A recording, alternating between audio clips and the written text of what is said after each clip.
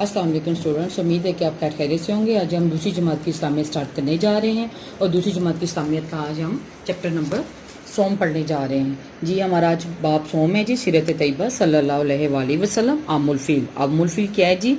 आमुल फ़ील किसे कहा जाता है? आमुल फ़ील उसे कहा जाता है जिस साल हज़रत मोहम्मद सल्लल्लाहु अलैहि वसल्लम पैदा हुए थे, तो उस साल को क्या कहा गया था? उस साल को आमुल फ़ील कहा गया था।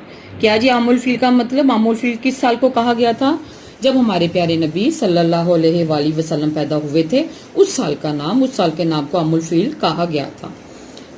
सवाल ये है कि आमुल फ़ील क्या है? अब आमुल फ़ील का पहले मैंने आपको बताया क्या है, क्या चीज़ है जिस साल नबी पाक सल्लल्लाहु अलैहि वसल्लम पैदा हुए उस साल को आमुल फ़ील कहा गया है। आम का क्या मतलब है? अरबी में आम के मानी साल के हैं। और फ़ील का क्या मतलब है जी? और हाथी को अरबी में फ़ील कहते हैं। और इन दोनों लफ्ज़ों को अगर हम मिलाएं तो क्या बनता है? आमुल फ़ील।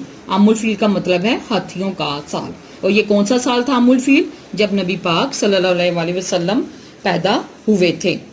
हमारे नबी हज़रत मोहम्मद सल्लल्लाहु अलैहि वसल्लम जिस साल पैदा हुए, इसे आमुल फ़ील कहा जाता है।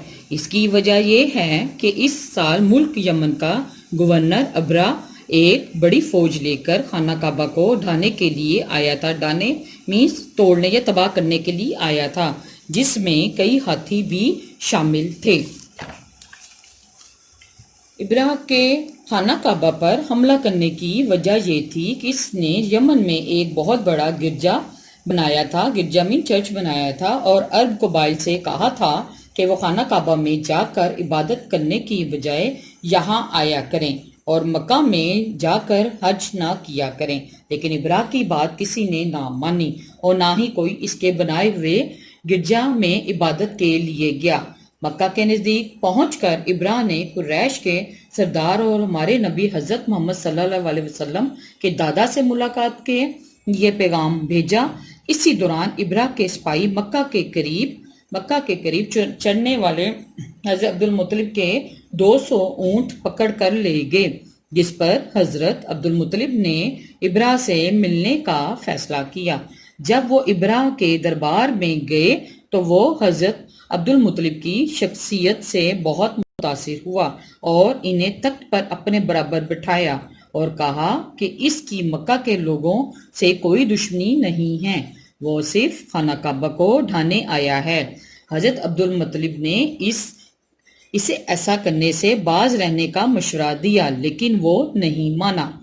हज़रत अब्दुल मुत्तलिब ने कहा कि मक्का के लोगों में इतनी ताकत नहीं है कि वो इसकी फौज का मुकाबला कर सकें। खाना काबा का मालिक अल्लाह है और वही अपने घर की हिफाजत करेगा।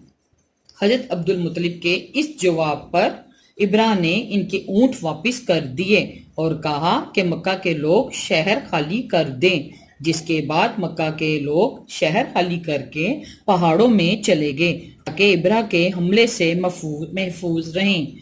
नन्ही चिड़िया और हाथियों की मौत। खुदा की कुदरत देखिए कि जब हाथी खाना काबा को ढाने के लिए इसकी तरफ बढ़े तो अल्लाह ताला ने हजारों अबाबीलों यानी छोटी छोटी चिड़ियां भेज दी। हर अबाबील की चोंच में छोटा सा पत्थर था। इस तरह हजारों अबाबीलों ने एक साथ ये छोटे छोटे पत्थर बरसाए, जिससे इब्राह की फौज तबाह हो गई। बहुत से सिपाही मारे गए। खुद इब्राह भी कंकरियां लगने से बुरी तरह जख्मी हुआ। फिर फौज में वबाई बीमारियां फैल गईं। इब्राह अपने बच्चे खुचे जख्मी और बीमार फौजियों के साथ यमन वापस भाग गया और वहां पहुंचकर मर गया।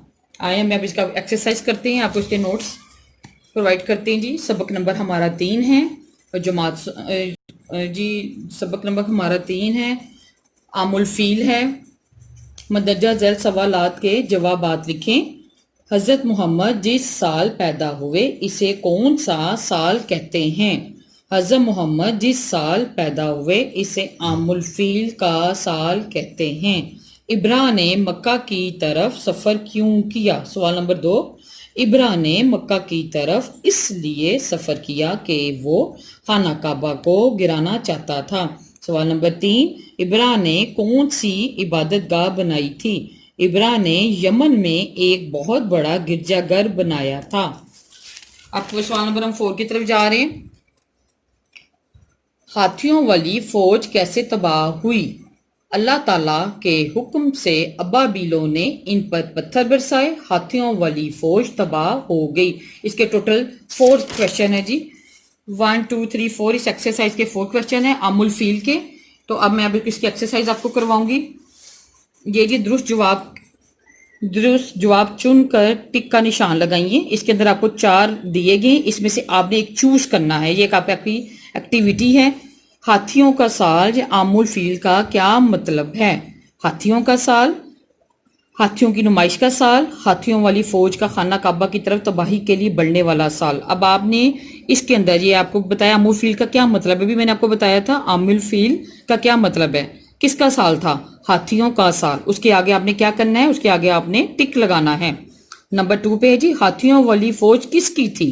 اب 3 انہوں نے بتائے ہیں آپ کو نام، 3 بادشاہ اور گورنر کے بتائے اور آپ نے اس میں سے ٹک کرنا ہے۔ بغداد کے بادشاہ کی، روم کے بادشاہ کی، یا یمن کے گورنر کی؟ یہاں پہ آ رہا ہے جی اس کا رائٹ یمن کے گورنر کی۔ اس کے آگے آپ نے کیا کرنا ہے جی؟ ٹک لگانا ہے۔ یہ آپ کی ایکسرسائز تھی اور یہ آپ کے نوٹس تھے، اور یہ سارا اس وقت کمپلیٹ ہو گیا آپ کا کام۔ آپ نے اسی طرح اس کو نوٹ ڈاؤن کاپی پہ کرنا ہے اور اس کو اچھی طرح آپ نے یاد کرنا ہے، نیٹ اینڈ کلین اپنا کام کرنا ہے۔ Thank you very much.